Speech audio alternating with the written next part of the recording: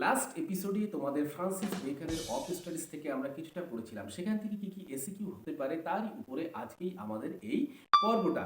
এই পর্বে আমি মাত্র ৩টে এসিকিউ নিয়ে তোমাদের সামনে হাজির হয়েছি। যেহেতু আমি খুব অল্প পড়েছি, নেক্সট দিন আরেকটু পড়বো টেক্সটের, তারপরে সঙ্গে সঙ্গে এসিকিউ করতে করতে যাবো, তাতে তোমাদের বুঝতে সুবিধা হবে।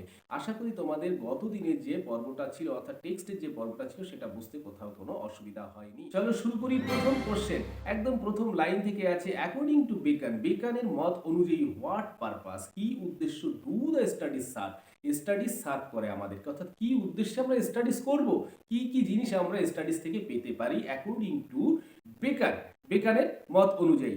অথবা এই কোশ্চেনটা অন্যভাবে আসতে পারে, অর অ্যাকর্ডিং টু বেকান, বেকানের মত অনুযায়ী what are the main, what are কি হয়, মেইন মানে প্রধান, বেনিফিটস মানে আমরা উপকার হয়, উপকৃত হয়ে যাই তো, অফ স্টাডিজ অর্থাৎ স্টাডিজ থেকে আমরা কি কিভাবে উপকৃত হতে পারি। কোশ্চেনটা বুঝতে কোনো অসুবিধা হয়নি, একদম ফার্স্ট লাইন থেকে, ফার্স্ট সেকেন্ড লাইন থেকে এই কোশ্চেনটা আছে, আর উত্তরও ওখান থেকেই হবে।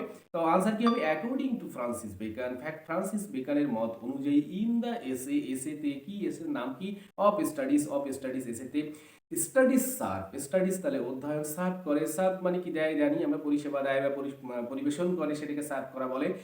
ফর ডিলাইট, ডিলাইট মানে আনন্দ দেয়, সার্ভে পরে ফর বসে জানি আমরা, সার্ভ ফর ডিলাইট, ডিলাইট মানে আনন্দ দেয়, ইন লিজার, লিজার মানে অবসরকালীন সময়ে আমাদেরকে আনন্দ দেয়। অর্নামেন্ট, অর্থাৎ অর্নামেন্ট মানে কি, গহনা বা অলংকারকে অর্নামেন্ট বলে। কখন অর্নামেন্ট, ইন ডিসকাশন, ডিসকাশন মানে আলোচনা, আলোচনার সময় আমরা যখন মানে কথাবার্তা বলি বা আলাপ আলোচনার সময় আমাদের ভিতরে যদি জিনিসপত্র থাকে বা ম্যাটেরিয়ালস থাকে, সেটা আমরা যেটা স্টাডিজ থেকে পেয়েছি সেটাকে আমরা ইউজ করতে পারি, সেটা গহনা বা অলংকার হিসেবে আমরা সেটা কথাবার্তায়, লেখালেখিতে ব্যবহার করতে পারি। তাহলে স্টাডিজ এটাও একটা বেনিফিট দেয়। অ্যান্ড অ্যাবিলিটি, অ্যাবিলিটি মানে কি, ক্ষমতা, যোগ্যতা, সামর্থ্যকে অ্যাবিলিটি বলে। ইন পারফর্মিং এনি বিজনেস, যে কোনো প্রকারের কাজে আমাদের সেইটাকে ঠিকঠাকভাবে এক্সিকিউট করা, পারফর্ম করার জন্য আমাদেরকে অ্যাবিলিটি বা ক্ষমতা বা যোগ্যতা দেয়। তাহলে এইটা হলো স্টাডিজ এর মেইন বেনিফিটস। হলো ক্লিয়ার। সেকেন্ড কোশ্চেন আসি, অ্যাকর্ডিং টু বেকার, বেকারের মত অনুযায়ী হাউ ডু স্টাডিজ, কিভাবে studies serve for delight in life, কিভাবে জীবনে ডিলাইট বা আনন্দ দেয় অ্যাকর্ডিং টু বেকার, বেকারের মত অনুযায়ী সেটা আমাদেরকে বলতে হবে।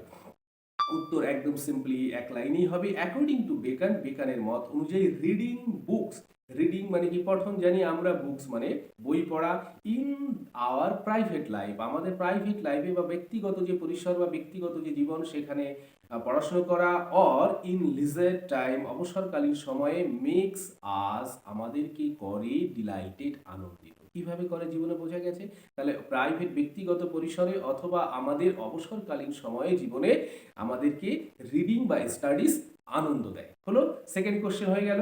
থার্ড কোশ্চেন আছে, how do studies serve for ornament in of studies, how do studies serve, studies কিভাবে সার্ভ করে ফর অর্নামেন্ট, গহনা হিসেবে কিভাবে ব্যবহৃত হয় বা সার্ভ করে ইন অফ স্টাডিজ, অফ স্টাডিজে, সেটা ফ্রান্সিস বেকন যেভাবে বলেছেন সেইভাবে আমাদেরকে বলতে হবে। A person can make use of, a person একজন ব্যক্তি, ক্যান পারে, কি করতে পারে, মেক ইউজ অফ ব্যবহার করতে পারে, কিসের, অফ ওয়াইড রেঞ্জ, ওয়াইড মানে কি বিস্তৃত বা ছড়ানোকে ওয়াইড বলে, রেঞ্জ তাহলে ব্যাপক আকারে কোনো কিছু একজন ব্যক্তি ব্যবহার করতে পারে, কি, অফ রেফারেন্সেস, রেফারেন্সেস ব্যবহার করতে পারে, ফ্রম স্টাডিজ, তাহলে একজন পঠন পাঠন করলে বা অধ্যয়ন করলে সেখান থেকে যে রেফারেন্সেস গুলো হয় বা তার থেকে যে আউটকামস গুলো আসে সেইগুলো সে যদি তার ভিতরে থেকে যাবে সেইগুলো সে ব্যবহার করতে পারে অ্যাট দ্য টাইম, সময়, কোন সময়, অফ স্পিকিং, স্পিকিং মানে কথা বলার সময়, অ্যান্ড রাইটিং লেখার সময়, তাহলে একজন ব্যক্তি পড়লো, শিখলো, তার থেকে সেইগুলো রেফারেন্স হিসেবে কথাবার্তা বলার সময় অথবা লেখালেখির সময় সেগুলো সে ব্যবহার করতে পারে, তাতে তার কথাবার্তাও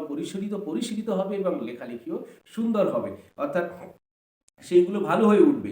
অ্যান্ড দাস এইভাবে, দ্য পার্সন ব্যক্তিটি বা ওই লোকটি কি হবে, মেবি হতে পারে, মোর ইমপ্রেসিভ, মোর মানে বেশি জানি আমরা, ইমপ্রেসিভ মানে ইমপ্রেস যিনি করতে পারেন তাকে বা ইমপ্রেসিভ বলে, অর্থাৎ ইমপ্রেসিভ জানি যেমন ছাপ ফেলে যাওয়া, প্রভাব ফেলে যাওয়া সেটাকে। আর তাহলে আমাদের পরে সেই ব্যক্তি বা সেই ব্যক্তির লেখালেখি বা কথাবার্তা, আমরা যেরকম চাঁদের পাহাড় পড়েছো তোমরা, চাঁদের পাহাড়, হ্যাঁ, বিভূতিভূষণ বন্দ্যোপাধ্যায় চাঁদের পাহাড় পড়ে তো আমরা একেবারে মানে অবাক হয়ে যাই, লোকটা কখনো নাকি আফ্রিকায় যাননি, তো সেখান থেকে কি করে সম্ভব চাঁদের পাহাড়ের মতো একটা কাহিনী লেখা, বা এই যে আমরা ইমপ্রেসিভ হয়ে যাওয়াটা, তাহলে তিনি কতভাবে অন্য বইগুলো স্টাডিজ করে বা পড়াশুনো করে সেইগুলোকে এমনভাবে সাজিয়েছেন যে আমরা ধরতেই পারবো না লোকটা কখনোই যেখানকার কথা উনি বর্ণনা করছেন সেখানে কখনো যাননি।